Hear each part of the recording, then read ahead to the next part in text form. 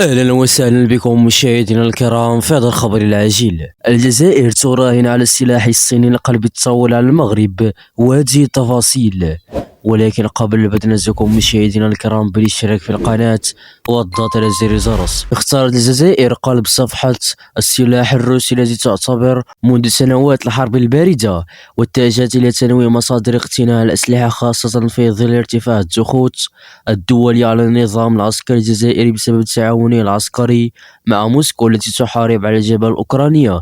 وفي هذا السياق دشن السعيد شنقريحة رئيس أركان الجيش الجزائري يوم أمس زيارة رسمية إلى الصين لبحث تعزيز التعاون العسكري الثنائي.